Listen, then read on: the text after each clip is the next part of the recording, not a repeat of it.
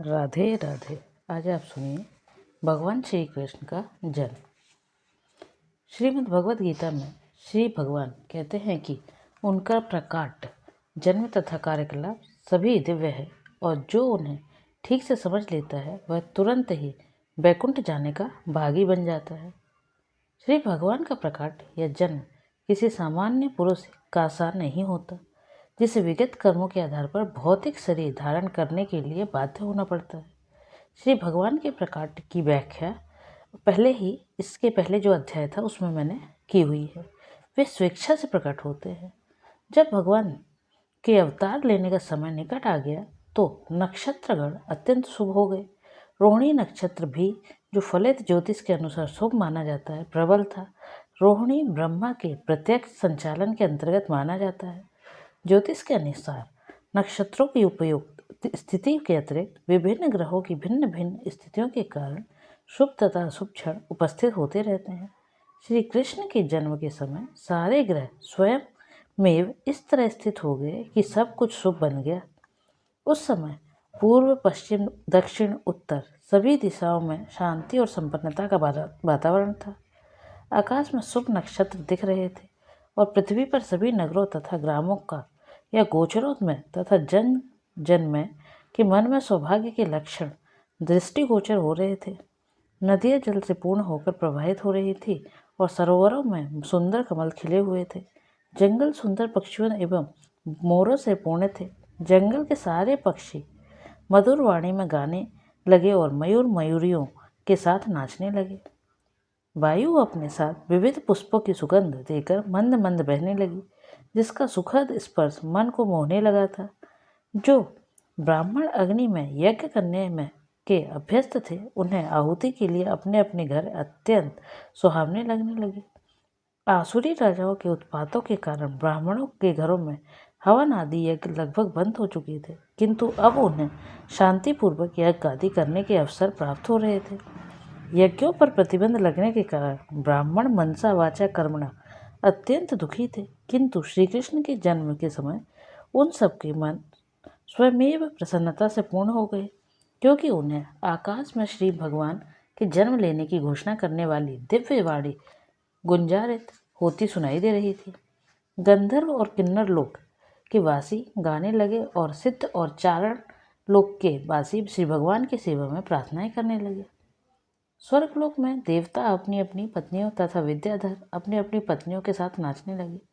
ऋषि मुनि तथा देवता प्रसन्न होकर फूल बरसाने लगे। समुद्र तट पर हल्की हल्की तरंगों की ध्वनि सुनाई दे रही थी और समुद्र के ऊपर आकाश में बादल थे जो मोहक गर्जना करने लगे थे।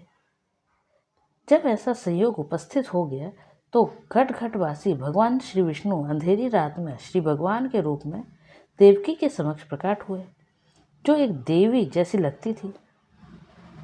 उस समय भगवान विष्णु के प्रकाट की तुलना रात्रि के समय पूर्व दिशा में उदित होने वाले पूर्ण चंद्रमा के से की जा सकती थी। यहाँ पर आपत्ति उठाई जा सकती है कि चूंकि भगवान श्री कृष्ण अष्टमी के दिन उत्पन्न हुए तथा उस दिन पूर्ण चंद्रमा उदय तो हो ही नहीं सकता। इसके उत्तर में यह कहा जाता है कि भगवान श्री कृष्ण उस वंश में उत्पन्न हुए जो चंद्रमा की वंश परंपरा में था। अतः यद्यपि उस रात्रि को चंद्रमा अधूरा था, किंतु चंद्रमा के वंश से ही श्री भगवान के जन्म लेने के कारण चंद्रमा अत्यधिक प्रसन्न था। अतः भगवान श्री कृष्ण की कृपा से वह पूर्ण चंद्र के रूप में उदय हुआ। खमानिक नामक ज्योतिष ग्रंथ में भगवान श्री कृष्ण के जन्म के समय नक्षत्रों का अत्यंत सुंदर वर्णन मिलता है। उससे पुष्टि होती है कि उस शुभ क्षण में उत्पन्न यह शिशु परम ब्रह्मा या परम सत्य था। वसुदेव ने उस आश्चर्यजनक बालक को देखा जिसके 4 हाथ थे, जिनमें वह शंख, चक्र, गदा तथा कमल पुष्प धारण किए हुए था, जो श्रीवत्स चिन्ह से सुशोभित था, जो कौतुभ मणि की माला पहने हुए था, पीताम्बर धारण किए चमकीले श्याम बादल की तरह लग रहा था, जिसका मुकुट वह दोहरे मणि के से अलंकृत था, जो पूरे शरीर में अमूल्य विजावट, कुंडल तथा अन्य आभूषण धारण किए हुए था और जिसका सिर केश राशि से अलंकृत था। बालक के अद्वितीय रूप के कारण वसुदेव आश्चर्यचकित हो गए। नवजात शिशु इस तरह कैसे आभूषित हो सकता है? अतः वे समझ गए कि यह भगवान श्री कृष्ण प्रकट हो गए हैं और इस अवसर पर वे अभिभूत हो गए। वासुदेव ने विनीत भाव से आश्चर्य प्रकट किया कि यद्यपि वे भौतिक प्रकृति द्वारा बद्ध सामान्य जीव है और ऊपर से कंस द्वारा बंदी है, तो भी सर्वव्यापी भगवान विष्णु या श्री कृष्ण अपने मूल रूप में उनके घर शिशु के रूप में प्रकट हुए हैं। कोई भी संसारी बालक आभूषणों एवं सुंदर वस्त्रों से सजकर 4 भुजाओं सहित और श्री भगवान के समस्त चिन्हों से उपयुक्त उत्पन्न नहीं होता। वसुदेव बारंबार उस बालक को निहार रहे थे और विचार कर रहे थे कि इस शुभ बेला को किस तरह मनाएं। वे सोचने लगे, सामान्यतः जब पुत्र उत्पन्न होता है तो लोग उस अवसर पर खुशियां मनाते हैं और एक मैं हूँ कि मेरे बंदी होते हुए श्री भगवान ने मेरे घर जन्म लिया है। मुझे तो इस शुभ उत्सव को बारंबार मनाने के लिए तैयार रहना चाहिए। जब वसुदेव ने, जिनका दूसरा नाम आनक दुंदुभि है, उनके अपने नवजात शिशु को देखा तो वे इतने प्रसन्न हुए कि उनमें ब्राह्मणों को कई हजार गौ दान देने की इच्छा प्रकट हुई। वैदिक प्रणाली के अनुसार जब भी क्षत्रिय राजमहल में कोई शुभ उत्सव मनाया जाता है तो राजा प्रसन्नता के कारण अनेक वस्तुएं दान में देता है। ब्राह्मणों तथा ऋषियों को स्वर्णाम भूषणों से मंडित गाय दी जाती है। वसुदेव श्री कृष्ण के आविर्भाव के उपलक्ष्य में एक दान उत्सव मनाना चाह रहे थे, किंतु कंस के बंदीगृह में बंद होने के कारण ऐसा करना दुष्कर था। अतः उन्होंने मन ही मन ब्राह्मणों को हजारों गायें दान की। जब वसुदेव को विश्वास हो गया कि नवजात शिशु साक्षात श्री भगवान है तो वे झुककर दोनों हाथ जोड़कर उनकी स्तुति करने लगे। उस समय वसुदेव दिव्य स्थिति में थे, जिससे कंस से उत्पन्न उनका सारा भय जाता रहा। जिस कमरे में नवजात शिशु उत्पन्न हुआ था वह उसे तेज से दैवत्यमान था। तब वासुदेव ने प्रार्थना करनी आरंभ की, हे श्री भगवान, मैं जानता हूँ कि आप कौन हैं। आप समस्त जीवों के परमात्मा तथा परम सत्य श्री भगवान हैं। आप अपने ही शाश्वत रूप में प्रकट हुए हैं, जिसका हम प्रत्यक्ष अवलोकन कर रहे हैं। मैं जानता हूँ कि आप मुझे कंस के भय से मुक्त करने के लिए प्रकट हुए हैं। आप इस भौतिक जगत में से संबंधित नहीं हैं। आप वही पुरुष हैं जिनकी भौतिक प्रकृति पर चितवन मात्र से यह दृश्य जगत उत्पन्न होता है। कोई यह तर्क कर सकता है कि अपनी चितवन मात्र से समस्त दृश्य जगत की उत्पत्ति करने वाले भगवान श्री वासुदेव की पत्नी देवकी के गर्भ से मैं नहीं आ सकते हैं।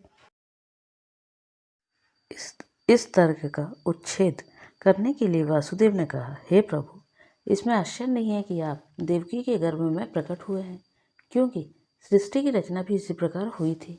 आप महाविष्णु के रूप में कार्णावर्ण में शयन कर रहे थे और आपकी श्वास प्रक्रिया से अनेक ब्रह्मांडों की उत्पत्ति हो गई थी।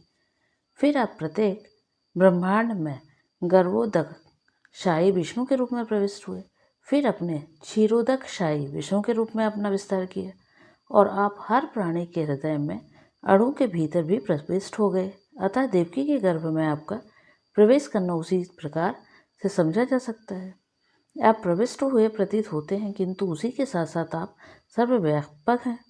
हम भौतिक उदाहरणों के माध्यम से आपके प्रवेश तथा अप्रवेश को समझ सकते हैं। 16 तत्वों में विभाजित होने पर भी संपूर्ण भौतिक शक्ति कायम रहती है। यह भौतिक शरीर 5 स्थूल तत्वों पृथ्वी, जल, अग्नि, वायु तथा आकाश का संयोग मात्र है। तब भी कोई भौतिक शरीर बनता है तो ऐसा लगता है कि ये तत्व पुनः सृजित हो रहे हैं, किंतु वास्तविकता तो यह है कि सारे तत्व शरीर के बाहर हमेशा विद्यमान रहते हैं। इसी तरह यद्यपि आप देवकी के गर्भ में शिशु रूप में प्रकट हुए हैं, किंतु आप उसके भीतर बाहर भी विराजमान हैं। आप सदैव अपने धाम में रहते हैं, फिर भी आप करोड़ों रूपों में अपना विस्तार कर सकते हैं। मनुष्य को बहुत ही बुद्धि के साथ अपने अवतार को समझना चाहिए, क्योंकि आपसे भौतिक शक्ति की भी उद्भूत होती है। आप भौतिक शक्ति के उसी प्रकार मूल स्रोत हैं जिस प्रकार प्रकाश का स्रोत सूर्य है। सूर्य प्रकाश सूर्यमंडल को आच्छादित नहीं कर सकता, ना आपसे उद्भूत होने के कारण भौतिक शक्ति आपको आच्छादित कर सकती है। आप भौतिक प्रकृति के तीनों गुणों में रहते हैं, प्रतीत होते हैं, किंतु वास्तव में तीनों गुण आपको आच्छादित नहीं कर सकते। इसे बड़े बड़े बुद्धिमान दार्शनिक जानते हैं।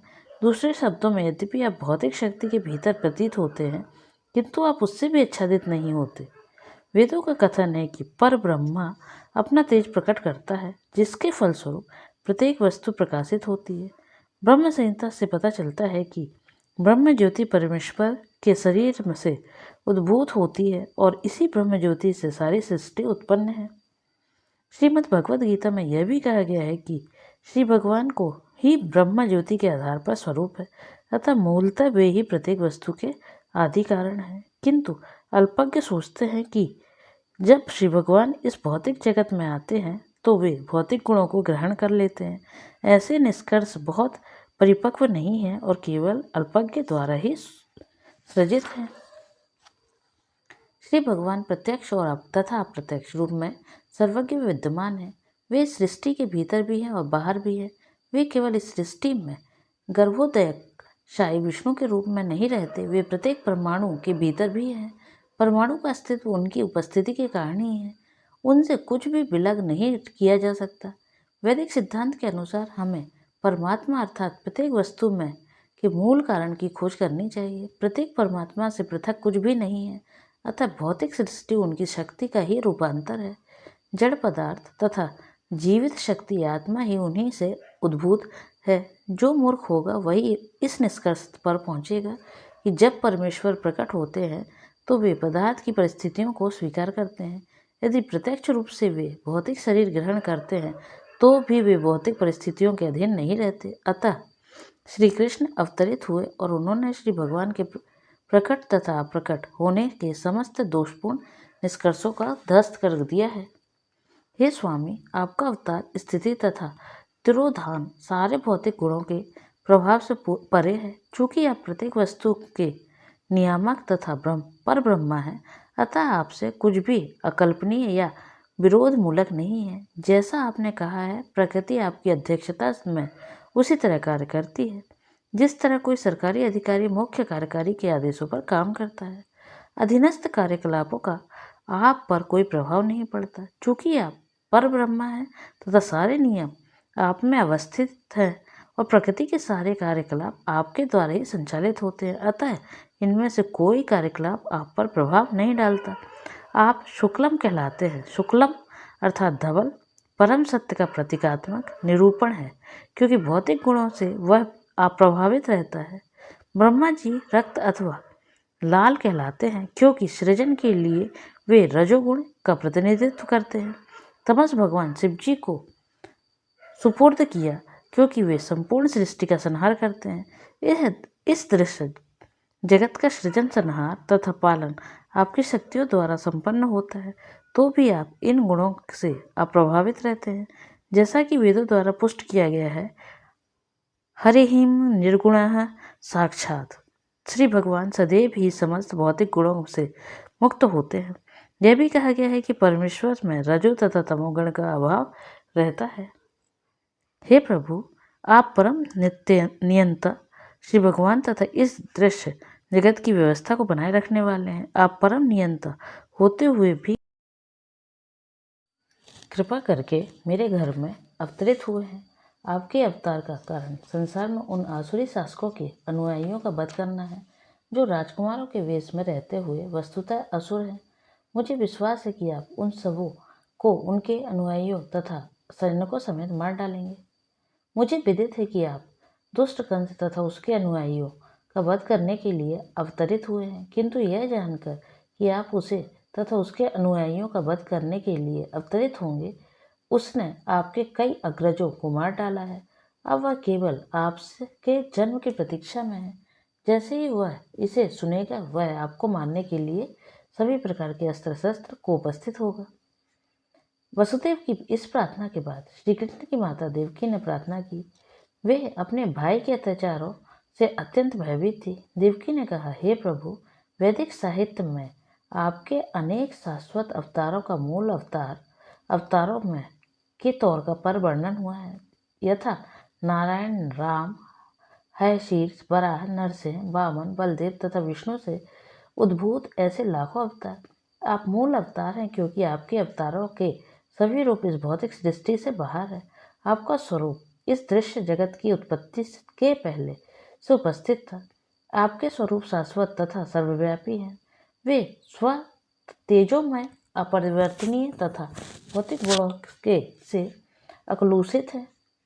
ऐसे शाश्वत रूप नित्य ज्ञानमय तथा आनंदमय है। वे सभी दिव्य सात्विकता से पूर्ण तथा विभिन्न लीलाओं में सदैव निरंतर रहने वाले हैं। आपका कोई एक भी विशेष रूप नहीं होता है। ऐसे अनेक दिव्य रूप स्वतंत्र हैं। मैं जानती हूँ कि आप परमेश्वर विष्णु हैं। लाखों वर्षों बाद जब ब्रह्मा के जीवन का अंत होता है तो दृश्य जगत का विलय हो जाता है। उस समय पृथ्वी, जल, अग्नि, वायु तथा आकाश, ये 5 तत्व महत्व तत्व में प्रवेश कर जाते हैं। यह महत्व तत्व पुनः कालवश अप्रकट समग्र भौतिक शक्ति में प्रवेश करता है। समग्र भौतिक शक्ति प्रधान में और प्रधान आप में प्रवेश करता है। अतः संपूर्ण दृश्य जगत के संहार के पश्चात केवल आपका दिव्य नाम, रूप, गुण तथा साज समान ही शेष रह जाते हैं। हे प्रभु, मैं आपके द्वारा नमस्कार करता हूँ, क्योंकि आप अव्यक्त समग्र शक्ति के निदेशक और भौतिक प्रकृति के परम आधार हैं। हे स्वामी, सारा दृश्य जगत वर्ष के अथ से इति तक कालाधीन है। सभी अनेक निर्देशन में कार्य करते हैं। आप हर वस्तु के मूल निदेशक तथा समस्त प्रबल शक्तियों के आधार हैं। समस्त जीवात्मा लगातार एक शरीर से दूसरे और एक ग्रह से दूसरे ग्रह में स्थानांतरण करते रहते हैं। फिर भी वह जीवन और मृत्यु के क्रम में से मुक्त नहीं हो पाते, किंतु उनमें से जो आपके चरण कमलों का शरण ग्रहण करता है वह दुर्जेय मृत्यु के आक्रमण की चिंता से मुक्त हो जाता है। देवकी के इस कथन की पुष्टि स्वयं भगवान श्री कृष्ण श्रीमद् भगवत गीता में की है। उसके अनुसार श्री भगवान कहते हैं कि ब्रह्मलोक में से पाताल लोक तक के सारे ब्रह्मांडों में कोई भी जन्म, मृत्यु, रोग और वृद्धावस्था से मुक्त नहीं रह सकता, किंतु श्री भगवान कहते हैं जो मेरे लोक में प्रवेश करता है उसे फिर कभी भौतिक जगत से मैं नहीं जाना पड़ता। अतः आपसे मेरी प्रार्थना है कि आप मुझे उग्रसेन के पुत्र कंस के क्रूर हाथों से बचाएं। कृपा करके मुझे इस भयावह स्थिति से उबारें, क्योंकि आप अपने सैनिकों की रक्षा करने के लिए सदैव उद्यत रहते हैं। श्री भगवान ने इस कथन की पुष्टि श्रीमद् भगवद गीता में अर्जुन को आश्वस्त करते हुए की है। तुम संसार को बता दो कि मेरा भक्त कभी नष्ट नहीं होता। इस प्रकार रक्षा करने के लिए प्रार्थना करते हुए माता देवकी ने अपना वात्सल्य व्यक्त किया। मुझे ज्ञात है कि आप इस दिव्य स्वरूप का दर्शन सामान्यतः ऋषिगण ध्यान में करते हैं, किंतु मैं अभी भी डर रही हूँ कि ज्यों ही कंस को पता चल जाएगा कि आपका जन्म हो चुका है तो वह आपको हानि पहुंचा सकता है। अतः मेरी प्रार्थना है कि आप इस समय हमारे भौतिक चक्षुओं से ओझल हो जाए। दूसरे शब्दों में उन्होंने श्री भगवान से प्रार्थना की कि वे एक सामान्य बालक का रूप धारण कर लें। आपके जन्म के कारण ही मैं अपने भाई कंस से भयभीत हूँ। हे मधुसूदन, हो सकता है कि कंस को पता न लगे कि आपने जन्म धारण कर लिया है। अतः मेरी प्रार्थना है कि आप अपने इस चतुर्भुज रूप को, जिसमें आप विष्णु को 4 से चिन्ह शंख, चक्र, गदा तथा कमल धारण किए हुए हैं, छिपा लें। हे प्रभु, आप दृश्य जगत के प्रलय के अंत के में सारे ब्रह्मांड को अपने उदर में धारण करते हैं, फिर भी आप अपनी विशुद्ध कृपावश मेरे गर्भ में प्रकट हुए हैं। मुझे आश्चर्य है कि आप अपने भक्तों को प्रसन्न करने के लिए सामान्य मनुष्य के कार्यकलापों का अनुकरण करते हैं। देवकी की प्रार्थना सुनकर श्री भगवान ने उत्तर दिया, हे माता, स्वयंभू मनु के कल्प में मेरे पिता वसुदेव एक प्रजापति के रूप में थे जिसका नाम सुतपा था, और आप उनकी पत्नी प्रश्नी थी। उस समय ब्रह्मा ने प्रजा बढ़ाने की इच्छा से आपसे संतान उत्पन्न करने के लिए कहा। आपने अपनी इंद्रियों को वश में करते हुए कठोर तपस्या की। योग पद्धति में प्राणायाम का अभ्यास करते हुए आप पति पत्नी दोनों ने वर्षा, वायु, कड़कती धूप जैसे भौतिक नियमों के सारे प्रभावों को सहन किया। आपसे समस्त धार्मिक नियमों का पालन किया। इस प्रकार आपका हृदय निर्मल हो गया और भौतिक नियम के प्रभावों पर भी नियंत्रण प्राप्त हो गया। तपस्या करते हुए आप वृक्षों के नीचे भूमि पर गिरी हुई पत्तियां मात्र का आहार करती रहीं। तब स्थिर मन तथा इंद्रिय निग्रह द्वारा आपने मुझसे अद्भुत वर प्राप्त करने के लिए मेरी पूजा की। आप दोनों ने देवताओं की गणना के अनुसार 12,000 वर्षों तक कठोर तपस्या की। इस अवधि में आपका मन मुझमें ही लीन रहा। जब आप भक्ति कर रही थी और अपने मन में निरंतर मेरा ध्यान कर रही थी, तब मैं आपसे अत्यधिक प्रसन्न हुआ। हे निष्पाप माता, अतः आपका अंतःकरण नित्य ही विशुद्ध है। उस समय भी मैं आपके समक्ष इसी रूप में आपकी इच्छा पूर्ति के लिए प्रकट हुआ था और आपसे मनवांछित वर मांगने के लिए कहा था।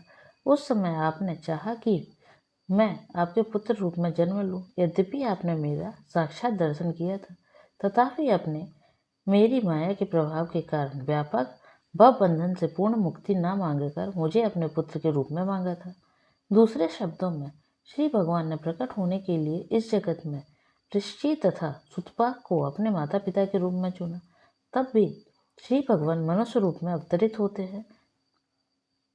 उन्हें माता पिता की आवश्यकता होती है, फलतः उन्होंने पुष्टि तथा सुतपा को शाश्वत माता पिता के रूप में चुना।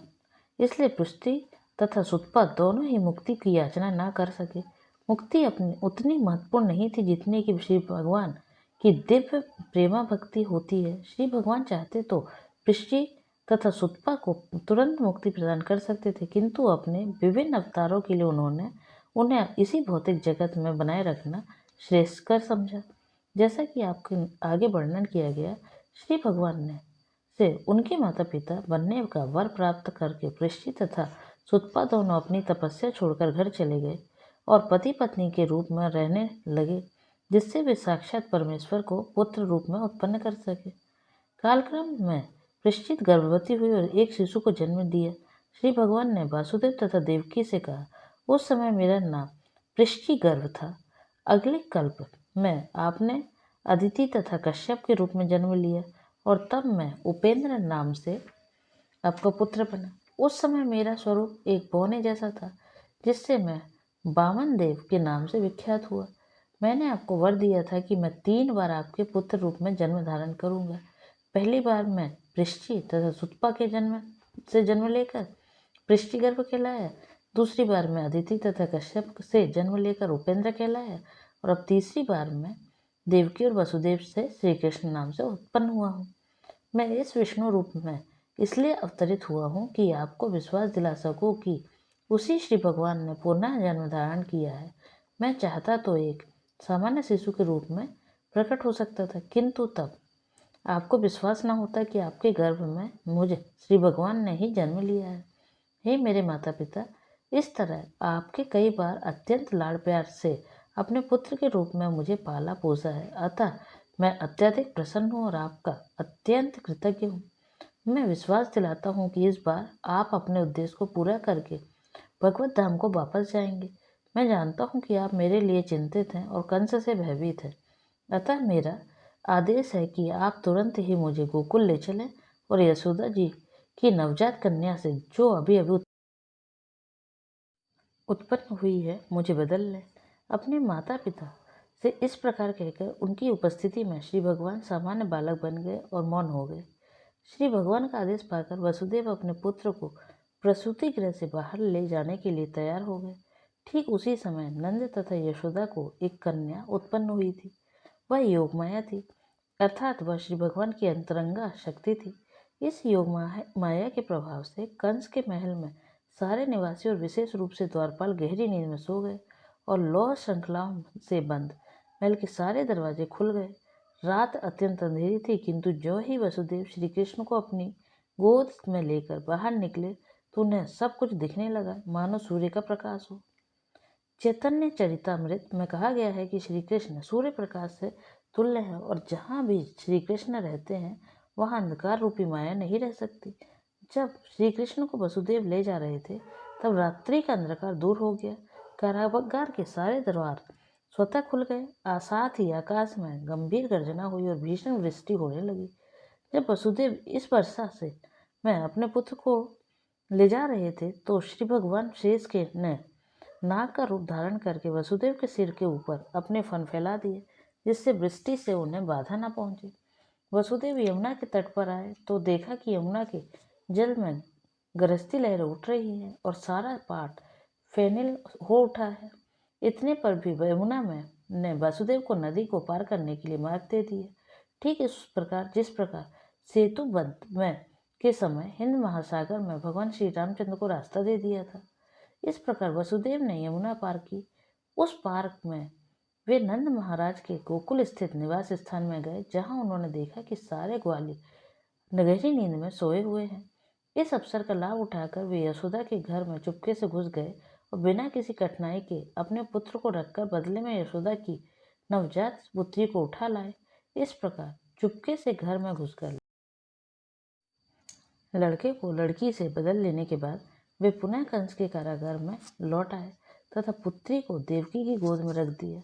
उन्होंने पुनः हथकड़ी बेड़ियां पहन ली, जिससे कंस को यह पता न चल पाए कि इतनी सारी घटनाएं घट चुकी है।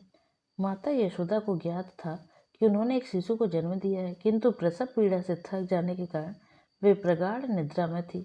जब वे जागी तो उन्हें याद न रहा कि उनकी पुत्र हुआ या पुत्री। इस प्रकार भगवान श्री कृष्ण के अंतर्गत भगवान श्री कृष्ण का जन्म नामक अध्याय भक्ति वेदांत तात्पर्य पूर्ण हुआ। तो प्रेम से बोलिए राधे राधे।